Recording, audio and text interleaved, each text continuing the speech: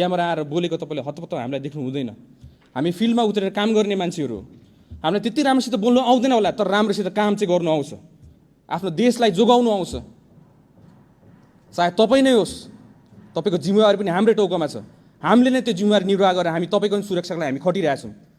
हामीले कहिले पनि भनेका छैनौँ कुनै दल कुनै पार्टी भनेर हामीले छुट्याएको छैनौँ यहाँ।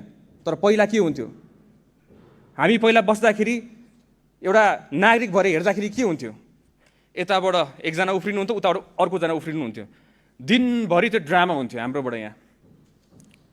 तर अब हामी नसुध्रेर कहिले सुध्रिने? त्यही भएर हामीले हिजो अथाक प्रयास गरेको, प्लेन 3 एयरलाइन्स रेडी गरेको, पर्मिसनहरू लिनुपर्छ लिएकै हो। तर डक्टर्सहरूले स्टेबल राख्नु पर्यो, पेसेन्टलाई स्टेबली ट्रान्सफर गर्नु पर्यो। अब उहाँको ब्लड प्रेसरै लो भइसकेको थियो। ब्लड प्रेसर लो भएको टाइममा हामीले उहाँलाई लाँदै गर्दाखेरि केही गरी घटना घटिहाल्यो भने त हामीले त बचाउने उद्देश्यले गरिरहेको हो नि त।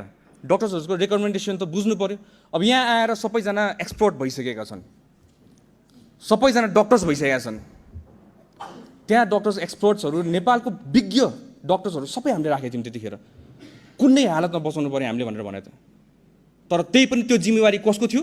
स्थानीय तह त। स्थानीय तहको सरकार कसको छ अहिले नेपाल अहिले काठमाडौँमा? तपाईँहरू आफै भन्नुहोस्, स्थानीय सरकार कसको? व्हिल लक लगाएको कसले? हामीले भनिराख्नु पर्ने, अनि त्यो दोष पनि हामीले भोग्नुपर्ने। हामीले आफ्नो जिम्मेवारी निभाउँछौँ, जोसुकैले गरेको होस्। आफूले अघि बढ्नुपर्छ, त्यसमा दोष लाउनु हामीलाई छैन। आफूले गर्नुपर्ने कर्तव्य, राज्यले गर्नुपर्ने कर्तव्य त यही त हो त। आफ्नो नागरिकलाई जसरी भए पनि बचाउनु पर्ने गर्छौँ। 3 रात सुत्नु नपरोस्, 4 रात सुत्नु नपरोस्, हामी सुत्दिनौँ। आफ्नो नागरिकलाई बचाउँछौँ। हामी प्रयास गरेकै हो मान्छेहरू।